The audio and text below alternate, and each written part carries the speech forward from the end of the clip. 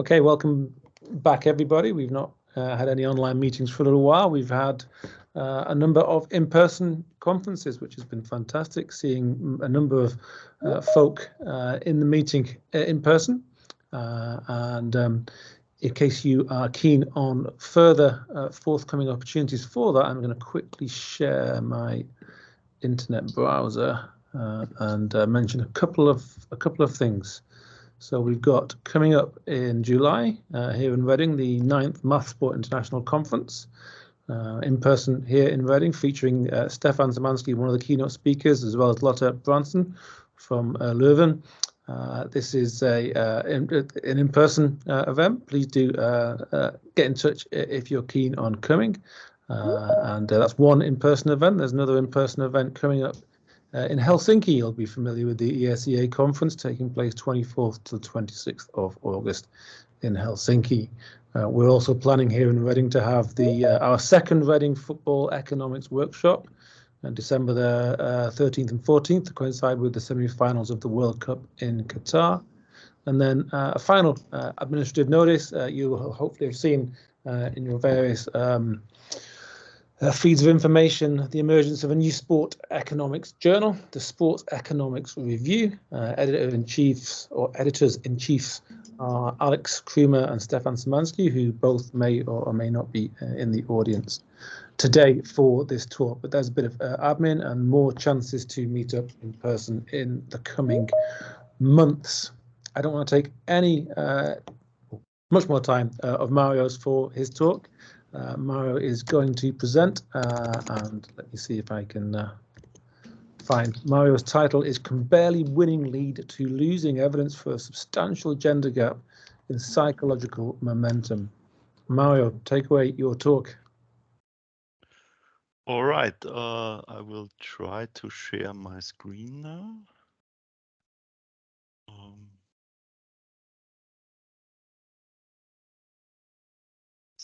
So by now you should be able to see my title slide. Yep. Perfect. So I still managed to do that.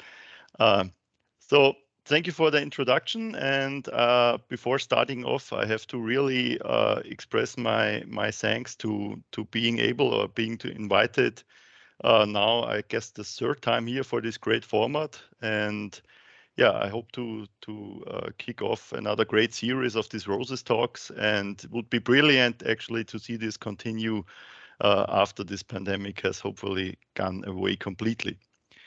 So now to our paper. So what I'm going to present today is joint work with Michael Weichselbaumer, who is currently in Vienna. And this project actually started long before the pandemic, when we were able to get our hands on this data. And we changed our approach several times before actually presenting first evidence or first results at the ESEA last year. But at this point of time, we had a substantial revision, and for those who already heard the paper last summer, we hope to provide some new insights and show you something that might be new and surprising. So in a nutshell, what are we after? The whole project started kind of with the question how men and women react to past performance regarding their decisions, or to be more specific, regarding their effort provision. And in a sense, we then finally boiled down to the question if there is a gender difference in the reaction to near setbacks, and we relate this to psychological momentum, in the sense that we have a very specific setting and a very specific local treatment effect that we are after, that might in the end contribute to the literature on how effort is allocated in competitions without any strategic concerns. So in the end, we try to identify a situation where there is no actual change or deterioration in the chances to win a contest or win part of a contest. So there should not be any strategic effort changes. And we want to find some evidence for gender differences where we think, or we are quite confident that we have an ideal setting to look at that. And in the end, we try to come up with some evidence that psychological momentum is at work here in our setting, and that we are actually able to argue in favor of a substantial gender gap in psychological momentum in a very specific way, in the sense that we can identify such near setbacks that still carry over a causal effect into current performance. So it all started basically from like, where did we want to contribute in the literature?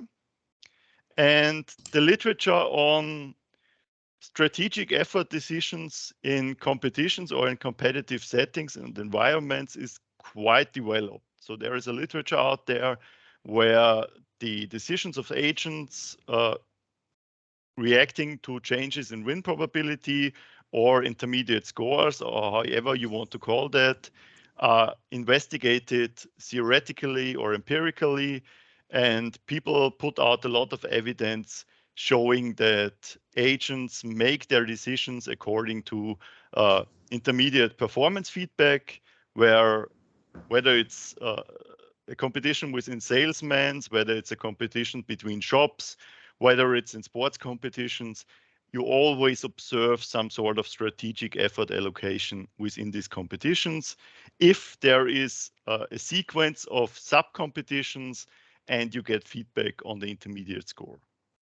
So that was kind of the starting point. And we also had in mind the growing literature on the causal effects of feedback in education.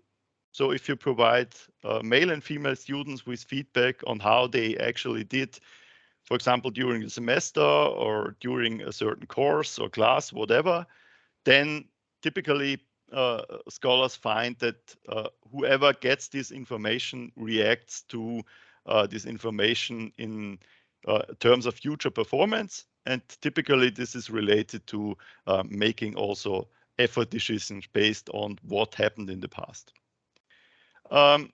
There is a growing literature that shows that the gender gap in decision making is affected by performance feedback. So I'm pretty sure most of you know the Wozniak paper showing that in tennis, past performance kind of influences how competitive you are in the future. And they show that, or he shows in a sense, that the effect is different for men and women depending on how this feedback looks and how it actually translates over time into future entering competitions. So when you look at these papers, then it often is quite obvious that tennis is a quite good situation to actually look at gender differences. And people have done that before. So if you kind of think about the specifics of these sports, then you see that gender differences are easily studied because actually in tennis you have facilities that are completely gender neutral. So for some tournaments, probably even the largest tournaments and most important tournaments, you will see that you have the same facilities, the same courts even, where men and women compete. So in the end, this will actually be quite a good environment to study gender differences in decision making. And we are not really the first one to come up with that, but we kind of followed researchers that did that before. And in the end, we narrowed our research question down to the aspect of psychological momentum, where we want to get rid of strategic allocation of effort completely. So in the sense, we are after non-strategic performance effects resulting from past performance. And people have investigated this phenomenon before. So there is some evidence out there on basketball games where the quite famous Berger and Pope paper actually supports the idea, whereas another paper does not find anything. There's also a paper from scholars from Zurich out there where they look at something quite similar to what we do, in the sense that they investigate how conceding breaks in tennis actually translate into future performance. And what they do is that they specifically look at games where there is an intermission compared to games where there is no intermission. So this is kind of a trick to identify causal effect here in psychological momentum. And there's also 2 papers out there looking at best of 3 and best of 5 matches that were published quite recently, also arguing that there are certain sets within this contest where you should not see something like strategic momentum, because it wouldn't make sense to make any strategic effort allocations, for example, in the third and deciding set in a best of 3 match, as it would not make sense to make strategic effort allocation in a best of 5 match, at least not if you don't have some future considerations in mind. And obviously there is the seminal paper on judo contests out there where a gender gap is documented, in the sense that psychological momentum plays a role depending on how you actually made it to a certain level of a tournament, whether you go there with some positive momentum or whether you go there with some negative momentum. So this is kind of the broad literature, without going too much into the details here and boring you with this literature review. But we think that in the end we can make our contribution to this area of the literature. So what's the data we are taking on? The data actually is available or made available by Jeff Sackman in his GitHub page, which is a fantastic resource for any sort of tennis data. And what he provides is a data set, basically, that gives you information on point-by-point tennis matches. And in the end, we collected these data, kind of reshaped it and made it conveniently for our analysis. And we ended up with over 14,000 matches, most of them for the WTA, so for women's tennis, almost 2/3 of it for men's tennis. And in the end, we almost have 34,000 sets and 270,000 games we can analyze. We restricted this data already from the raw data, where we thought, well, it would make sense to actually look at really the top level of tennis for both genders. So we eliminated all players that were ranked worse than 300 in the WTA or ATP ranking. So not just the players, but also the matches where you had at least one that was ranked worse than 300. That doesn't really do much to our database. It's still a fantastically large and powerful database. And in the end, we could observe what was going on point by point in these matches. And this allowed us to actually identify double faults in the data. And this is where our story kind of started. Because in the end, this would help us with causal identification. And how we did that, I will tell you in a few slides.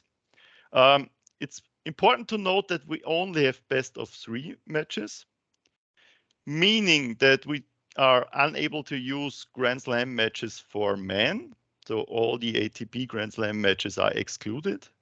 We still include the WTA matches from Grand Slam tournaments, which might be something you might be cautious of. But in the end, I will show you that our robustness checks actually confirm that this does not influence our estimates to an extent where we would be worried that our results are driven by this unique feature. But obviously, we want to have identical tournament formats and comparing basically 2 identical contests for women and men. So whenever I'm too quick on any specifics of the data or any specifics of tennis, please ask, interrupt, whatever. I'm fine with that. I'm perfectly fine. So if you have data like that, you have to kind of make sure that you can actually compare men and women tennis, in the sense that it makes sense to compare incentive structures, to compare tournament structures, and all that might in the end bias what you are estimating or trying to estimate. So we looked at the data and we looked at the institutional settings, and in tennis it's quite remarkable that I would say that profit opportunities are more or less gender equal. I would even go as far as saying that there is some convincing evidence out there that the profit opportunities for female players are actually larger than for male players. You have neutrality in the prize money. At least all the major tournaments have to commit to that. So you cannot have a tournament having competing female and male players and you pay them differently. That's not possible by regulation. And in the end, you can still make money by having sponsorship contracts and stuff like that. And what's out there, if you go after some evidence presented in the Forbes magazine, then you would say that the best earning sports characters in the world are, at least to some extent, female tennis players, or have been in the past. So that should be fine in the sense that we have incentive structures that are very close in the sense that we do not observe a gender gap in these incentives. And in the end, we would also look at the tournament formats or how these tournaments are played. And if you keep in mind that the courts are identical, if you keep in mind that these players are probably treated equally, if you keep in mind that the game does not change whether it's a WTA game or an ATP game, it's pretty much the same. And in the end, we would say we probably have one of the sports that is best suited to compare top level competition for women and men. If we look at the ability distribution for the WTA or ATP, then we see here at the bottom of this slide that the distributions are not really strikingly different. So we see that it is somewhat different in parts of the distribution, but whether you look at the ranking or you look at the points distribution, there is nothing really that would concern me in a sense that we have completely differently distributed abilities. One thing obviously is that in women's tennis, you have much more equality in the sense who could actually win a Grand Slam tournament, for example. So that's something that's different. But in the end, it should not be what is driving our results here, because only those very specific players in the ATP that are the usual suspects to win the biggest tournaments or the Grand Slam tournaments are just making very few matches within our data set. So that should not be what's driving our result. So if you look at just some descriptive illustration of what's going on in our data, we can look at a very important variable in our data, which is the number or the probability to observe any contested games in games 1 and 12 of a specific set. Then we see that the probability to have a contested game, and what that means I will tell you in a few minutes, is actually lower for male players. It's slightly higher for female players, or is considerably higher if you look at the statistical significance here. But we say that over the course of a set, the differences stay quite stable, so it doesn't really change. And what we see here is basically a result of the different physical endowments between men and women. So if they play actually on the same court, and if we observe that men on average are, for example, much taller than competing women, then we see that actually the serve advantage for men should be much bigger. So they have a bigger advantage on serve, which in the end means that games are typically shorter, that we observe fewer breaks for men, and that we observe fewer contested games for men. So that's a difference we have to live with. But in the end, if we look at the details of our estimation model, we will see that the treatment intensity is not different in the sense like this is differing here for men and women. It's just different physical endowments. So this is something that, for example, Alex Krumer discussed in an earlier paper on tennis, where he also was featured in the media discussing kind of if it really makes sense to have men and women compete on the same court. And this is just a result of them doing so. If we look at how long typically these games are, then we see that the distribution for games for men and women are not that similar actually. So we see that very short games are actually mostly observed. So I think the average lies around 5 or 6 points until a game is decided. And this here on the x-axis is not some peculiar scaling that I invented, but the fastest way to win a game is by 4 points. And you can win a game by 5 points. You can win a game at 6 points, but then it always has to be 2-point difference.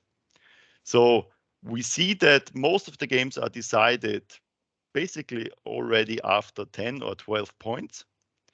And our data features games that are overly long, which we kind of wanted to avoid to have in our data. So we omit all these games that are overly long, basically extending beyond 16 points played.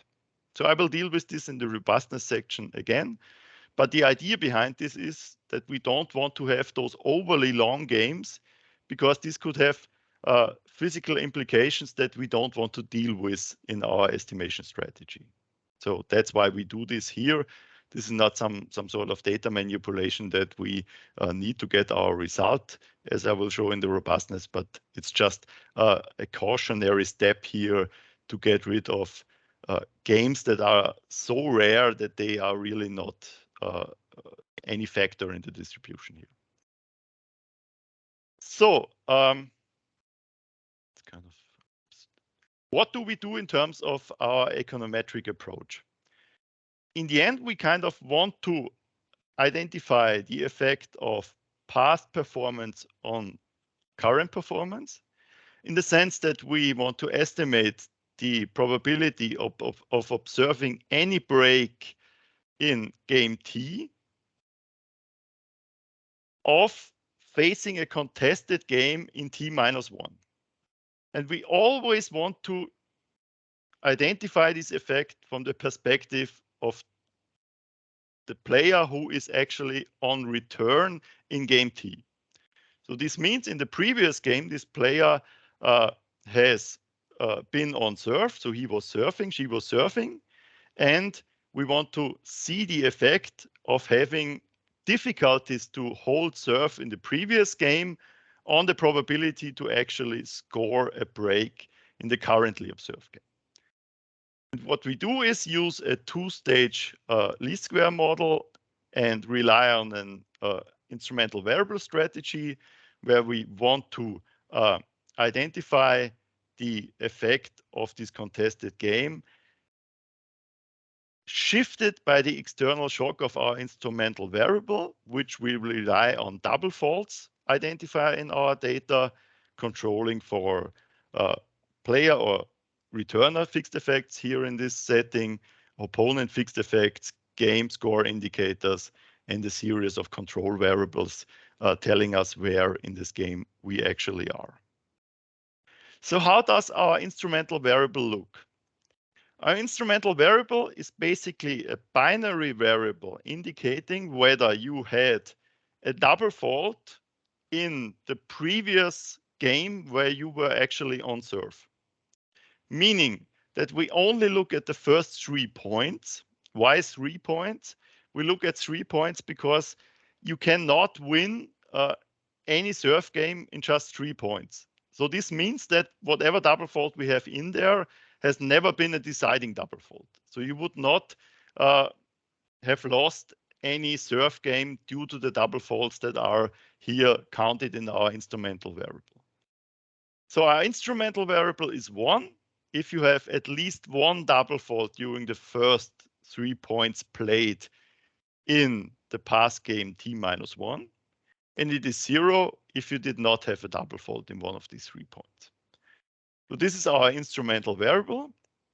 So we kind of interpret these double faults as exogenous shocks that, if they occur, will have an effect on your performance in the previous game, meaning that this double fault will increase the likelihood that you will face a contested game in t-1, meaning that it could be the case you are facing breakpoints, it could be the case you actually sustain a break, and so on.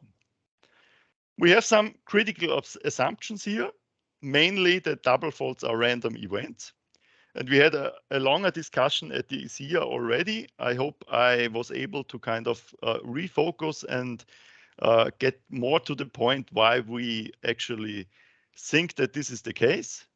And in the end, we use this identification to estimate the effect of having had a near setback on current performance in these contests. So what could be the problems we have here in our estimation approach concerning our identification using this instrumental variable? Well, first of all, it is obvious that the intermediate score could have something to do with how much risk I'm taking, how much I even care whether I hit a double fault, and so on. So if I'm down 0.5 in a set and I'm on serve, well, I wouldn't care anymore. So I would just basically, start play basically with my serve, and whether I make a double fault or not would not be changing anything too much. So this leads to us looking only at specific situations, namely situations where at game T, the break difference is actually 0. So this would mean that in the situation where we observe our outcome variable, whether you sustain a break or whether you actually score a break, I have to say, at game T, is observed at the situation where no player has an advantage in these contests. If we look at the descriptive evidence here, then we see that this basically has 2 situations.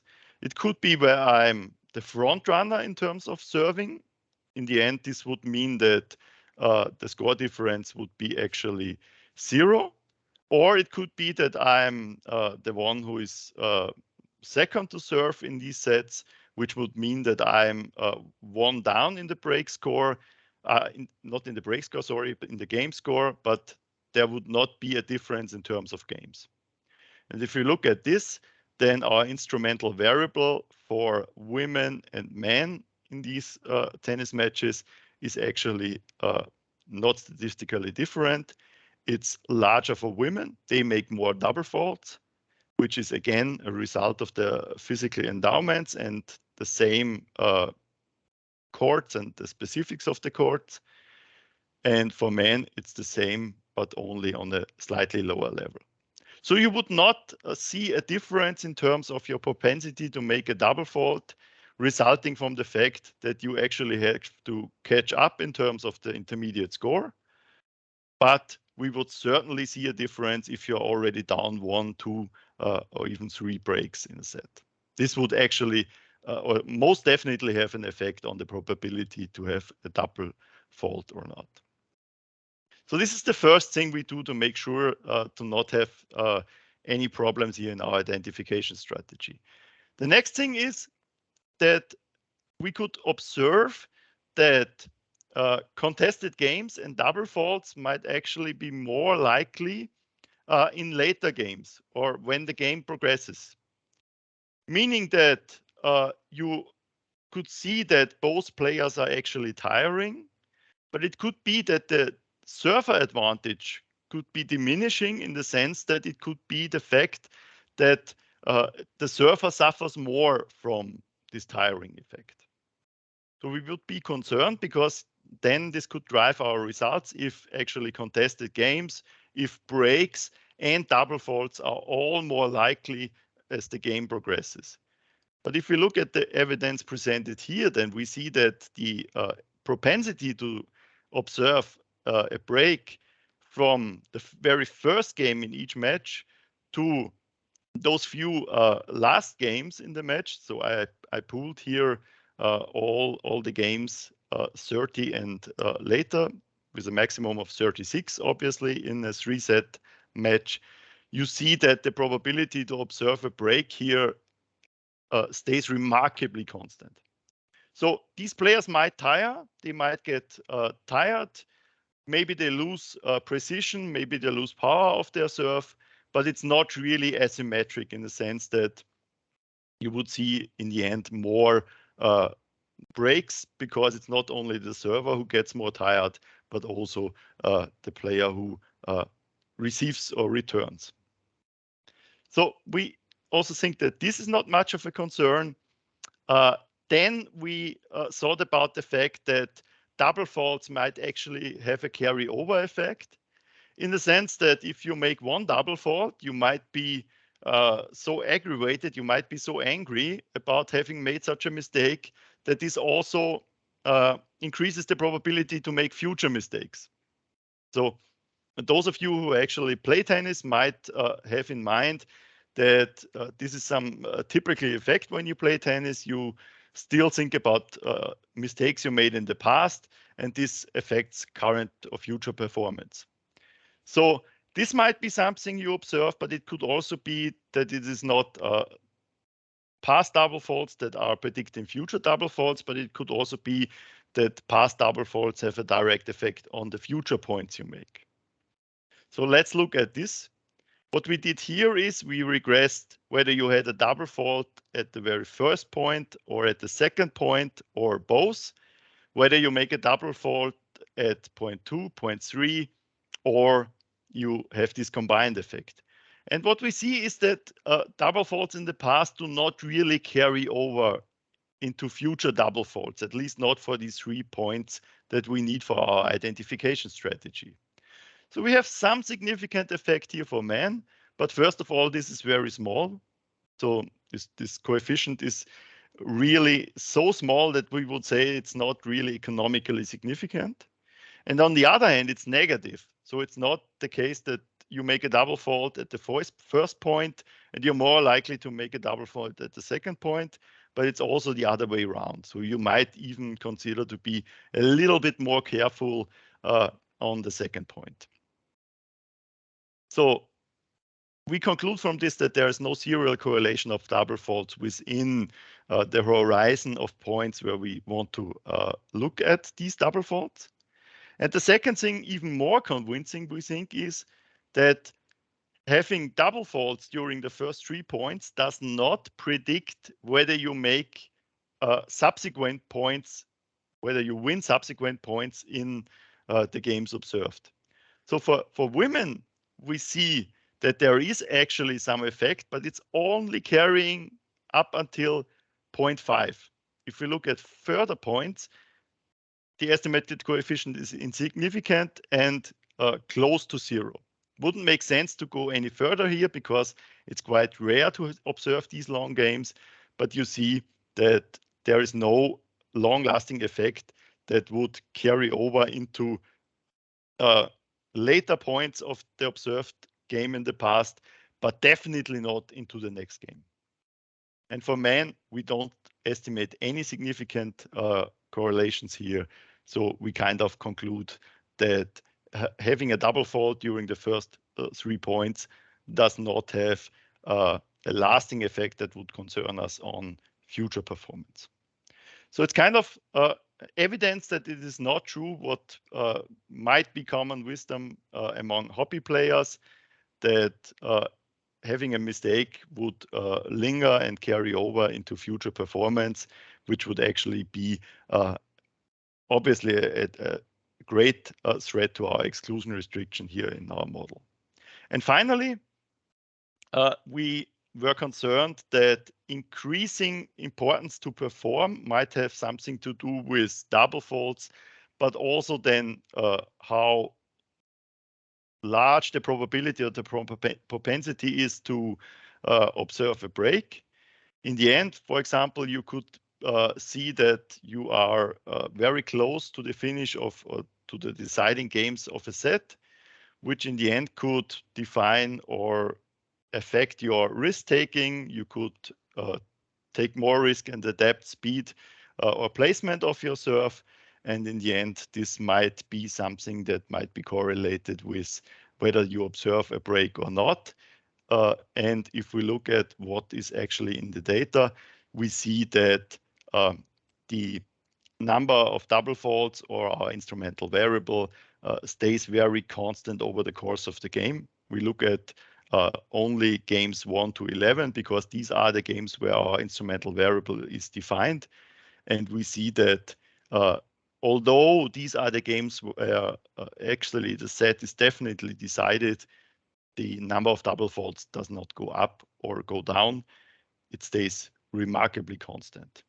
So at least there is no real pattern in there where you would be concerned that it is a non or systematic variation that would affect our identification strategy.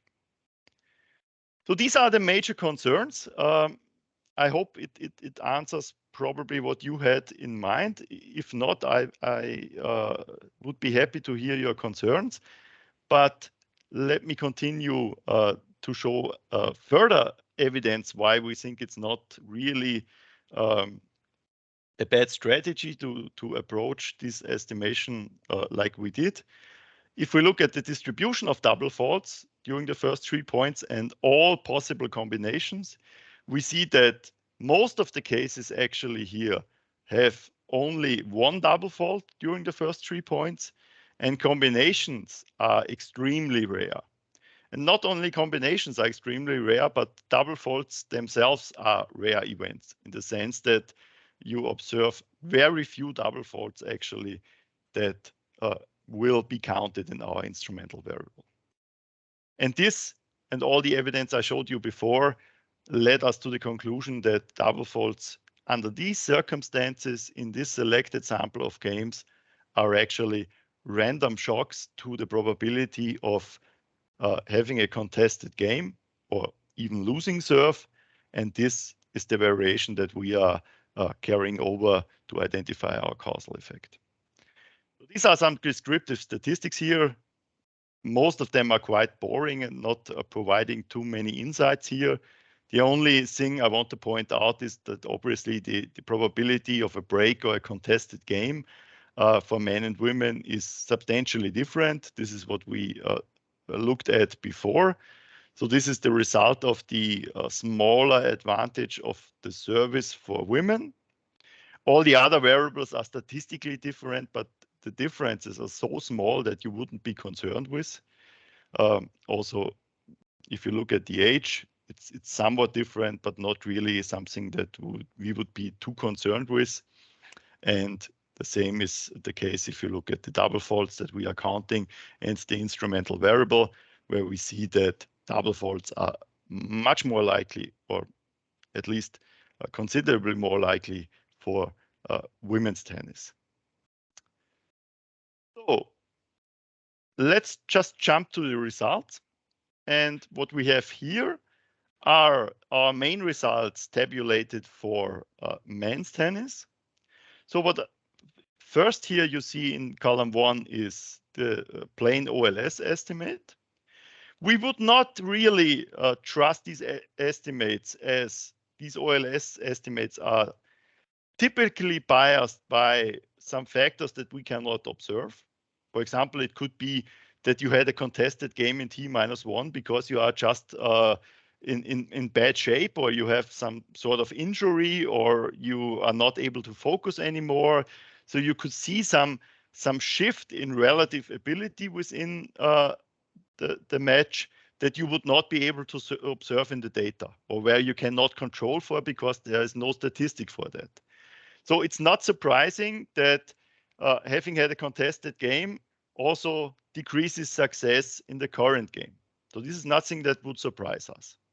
But if we look at our IV estimates for this sample of men tennis, then we see that there is absolutely no significant effect for this fact that you actually had a contested game in T-1 on the probability to score a break in game T.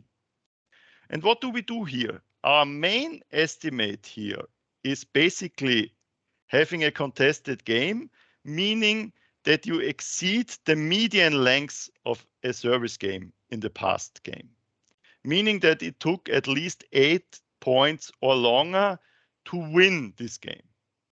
So this means that in T-1, everyone who is in the sample here actually won his service game or her service game, but it is only how this service game was won that is of interest for us. So it was a contested game, and this does not affect the performance or the likelihood of men to score a break in game T as they switch from being the server in T-1 to being the return player in T. If we look at an alternative specification in column 4, then what we do is we look at the specific form of having a contested game, and this is just 1 if you had to fend off breakpoints and 0 if you did not have to fend off breakpoints. So it's just a different form of treatment, and in the end we see that there is still nothing going on, no significant effect, and the point estimate is very, very close to 0.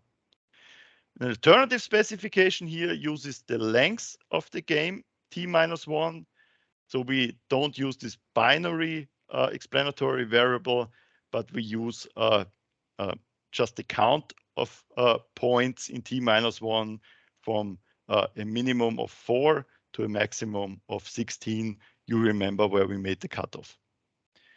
So looking at the first stage, we see that if you have a double fault in T-1 during the first 3 points, this obviously increases your probability to also have a contested game back then. And this increases the length of these service games by about 1 point. Our first stage is remarkably strong, yielding F statistics that also in split samples rarely go below 100. So we should be safe depending on who you believe what is actually the critical threshold, whether you get a biased estimate here in the second stage or not. So at first this was not surprising, but what was really surprising is this result. If you look at female players, we find a completely different story. Because if we look at female players, we also get this negative OLS coefficient. So that is not that much different what we get for men. It's just a little bit larger. But if we now switch to our two-stage least squares model and use our instrumental variable approach, we would estimate a significant and quite substantial negative effect on performance, resulting from experiencing a near setback in the immediate past. So this is the case actually here for our main specification.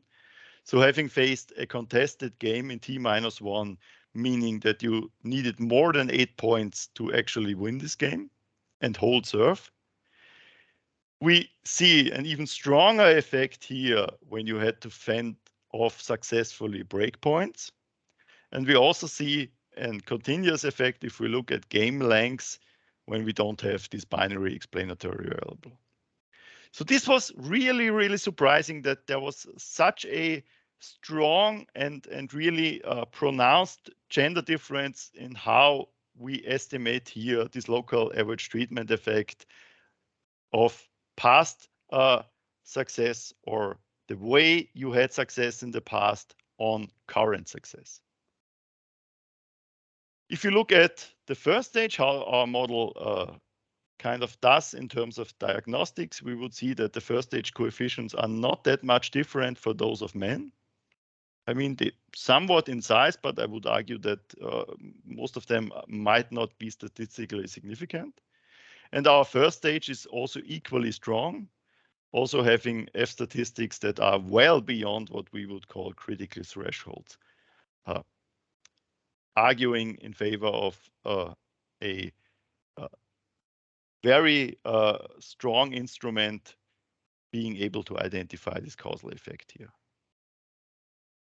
So from this, we conclude that we have a significant and very strong gender gap in the reaction to actually having a contested game in the past.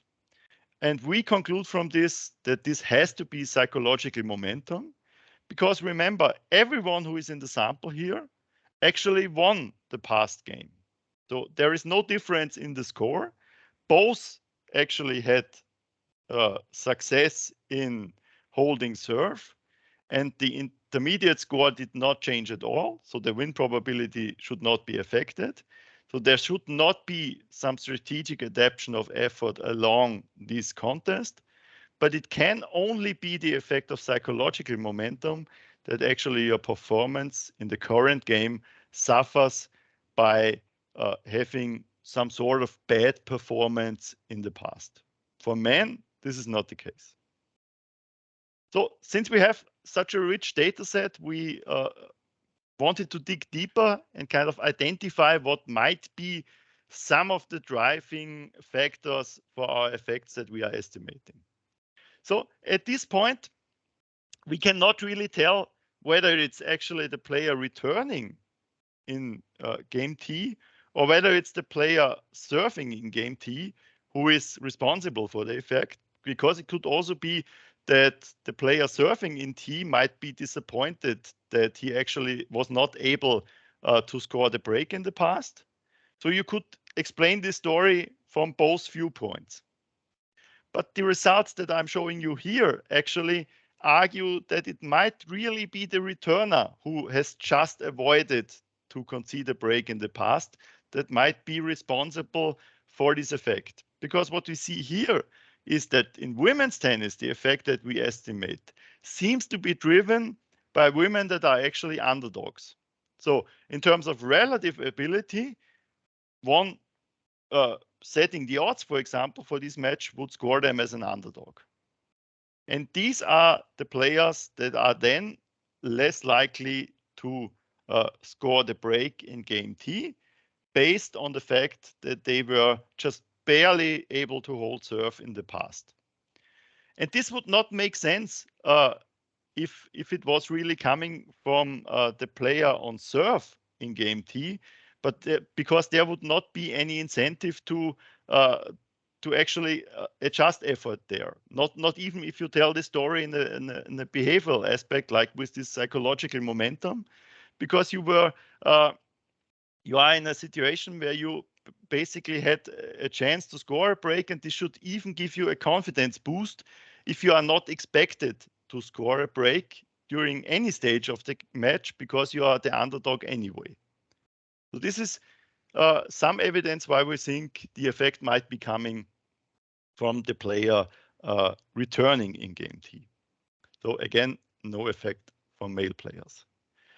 If we look at experience, the effect seems to be driven by rather inexperienced female players. So we made the age split. We think we are quite safe doing so, because if you want to pursue a career in tennis, the way you enter the professional ranks is probably identical for all players, regardless whether male or female, plus minus probably 1 or 2 years, because you have to play extensively when you are still underaged, when you're 15, 16, 17.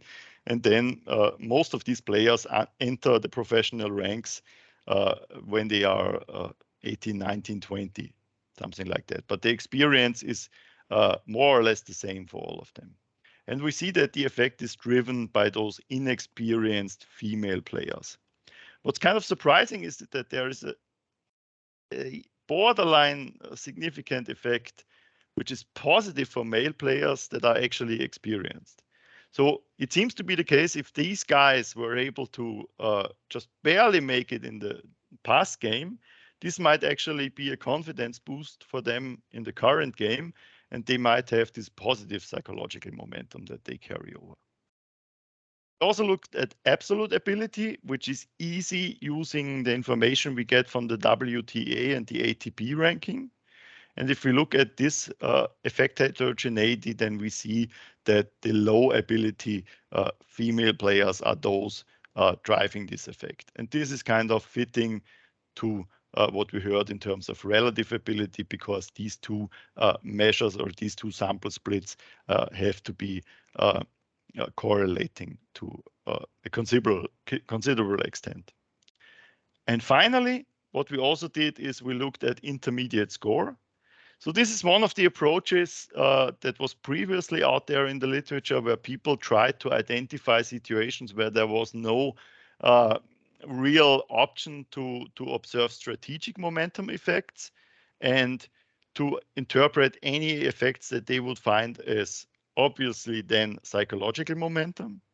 And what we do here is we also split our sets into the first sets that might never be sets that decide the match, because obviously you can only win one set in the first set. You would never decide the match. But the sets 2 and 3 are always deciding, in the sense that at least the one who is leading in the second set can decide the match. And in the third match, whoever wins this set, the match is decided. And what we see is that these psychological momentum effects seems to be mostly relevant in sets that are potentially deciding or have to be deciding. So, having presented these main results and the heterogeneity of effects that we measure when looking at different subsamples in our data, I want to argue that our results are actually quite robust. And what we did is we had several different samples drawn from our main estimation sample, in the sense that first we omit game number 12. Why do we do this? Game number 12 is specific because it's always the final game in a set, because before you actually go to a tie break. We don't use tie breaks, so if you lose game 12, you will automatically lose the set. So these could be games where whatever you do in terms of performance might be also affected by choking under pressure aspects and stuff like that. So we want to kind of get rid of these games 12 because they could be potentially toxic to our identification.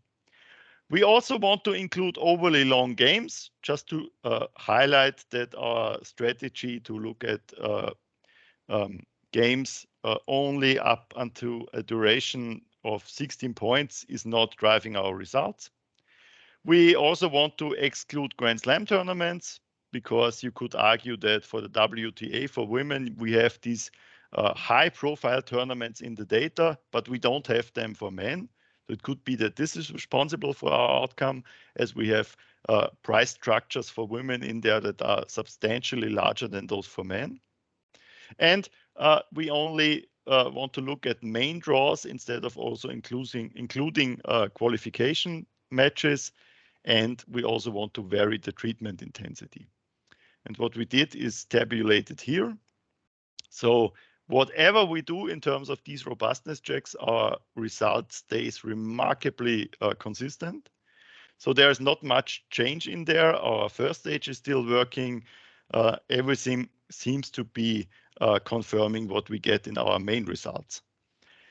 What's especially encouraging is the fact that if we take a short treatment and long treatment approach, meaning that we define a contested game as a game that lasts 6 or more points, as opposed to 8 points in our main specification, and the long treatment would be that we go 10 or more points. And we see the long treatment effect is substantially larger than the short treatment effect. So if you have a very intensely contested serve game in T-1, this has even stronger effects on your performance in game T.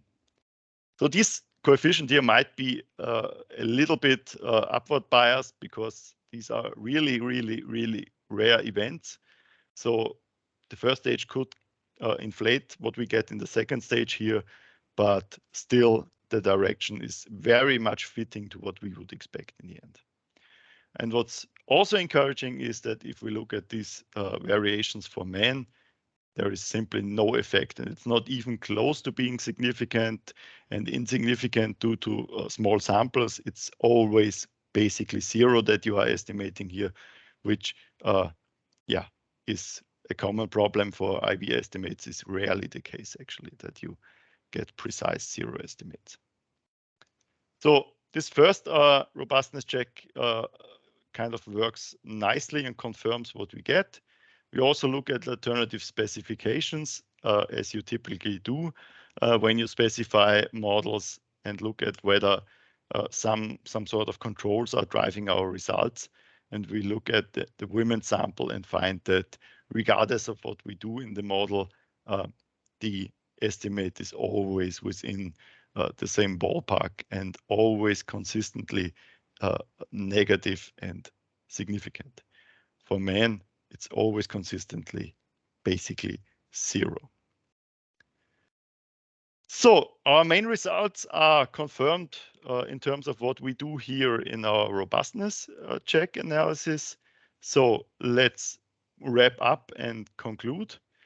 So what we are able to do here, or what we hope we are able to do here, is exploit specifics of our settings, specifics of tennis, to find or identify a random shock to past performance, and use this random shock to past performance to contribute to the literature by investigating what is the causal effect to a near setback in the past on future performance. So we don't look at changes in the intermediate score, but we only look at style points, basically. So you had a bad game that you still won, but this also carries over as a causal effect for female players in the subsequent game when they are actually on return. And we find no such effect for male players. And this effect is not just insignificant and basically also quantitatively close to what we find for women, but it is really robustly and closely to 0. And if we look at effect heterogeneity, we identify that relative ability plays a role, experience plays a role, as we find that these younger players seems to be more susceptible to this psychological momentum effect. Absolute ability plays a role, as low ability women seem to suffer mostly from this shock. And we see that psychological momentum seems to be relevant mostly in critical situations, or to be specific, in sets that should or can potentially decide the match. So why is this relevant? I mean, first of all, we think we can contribute by presenting additional evidence on the psychological momentum effect. But we also need to have in mind, if we really believe the story, that if you give feedback to men and women, for example, in education, then it could still be the case that you tell somebody, well, you basically just were able to avoid to fail in a test, for example. You still managed to get through there, but this information that you were almost negative in a test might already have an effect for women, while it might not have any effect for men.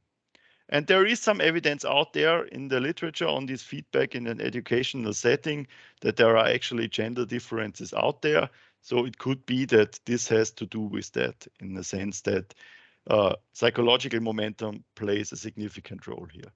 And we also have to keep in mind that the effects that we are estimating might have long-lasting consequences for careers of women, for example, in the sense that if you give specific feedback early in a career, and if you do not keep in mind such effects, you could basically tell, well, you didn't perform that well, but it's still okay and we can continue.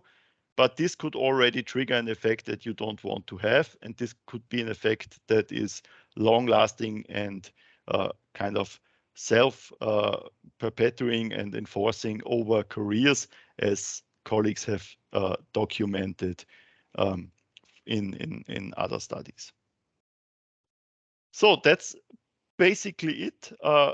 And I hope you enjoyed what I was presenting. It's a rather short and concise paper, I hope. So I don't know how I did in time, in terms of time, but I'm obviously appreciating all your comments and questions. Thank you very much. Thank you, Mario. Absolutely perfect in terms of timing. You took up exactly an hour. And so now we have plenty of time for Q&A. So if anyone does have a question that they want to ask, You can go back to the Teams way rather than raising your hand like this. Click on the button and raise your hand to ask a question.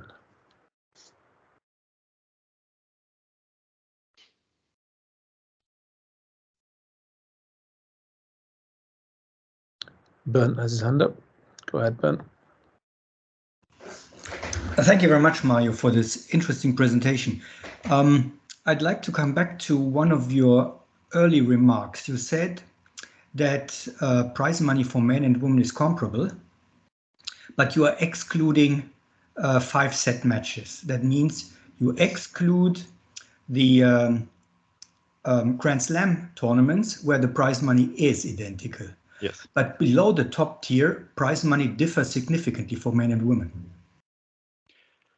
Yeah, that's a perfectly right remark. That's obviously true.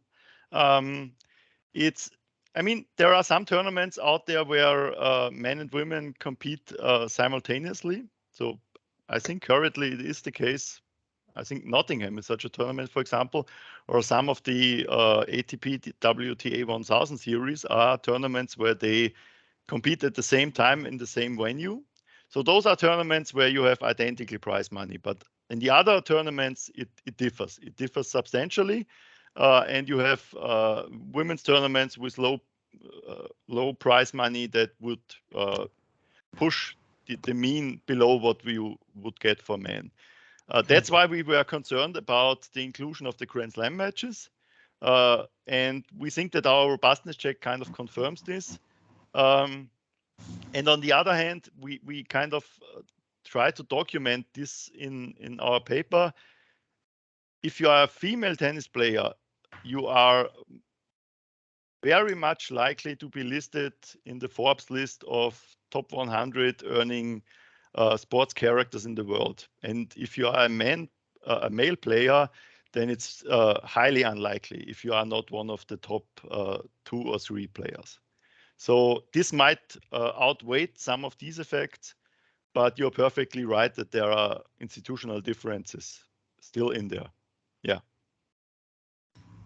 I find your last comment quite convincing. Thanks a lot. Thank you, Bernd. Any more questions and comments?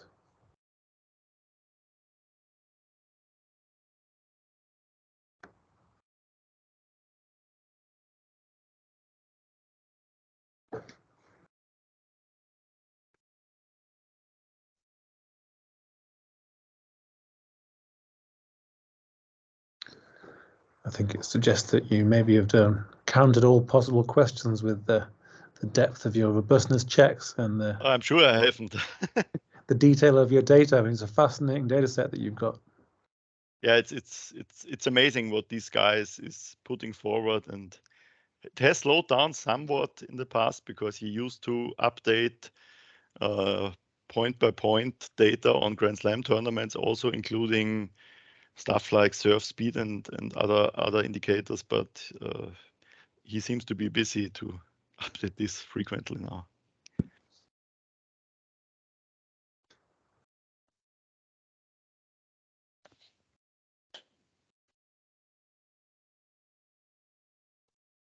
Any more questions or comments?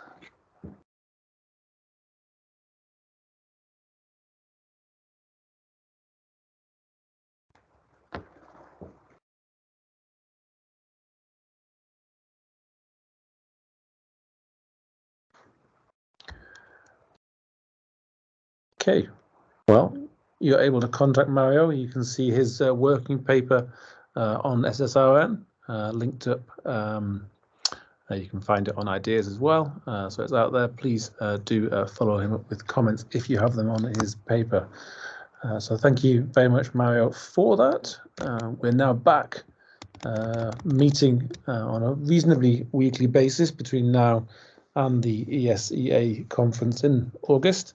And so we're going to return again next week when we'll switch our attention from tennis to American college football. And we've got Jacob Bundrick presenting mixed strategy and the money down, a field test from American college football. So please do Join us next week. In the meantime, have a fantastic weekend, and we look forward to seeing you all soon.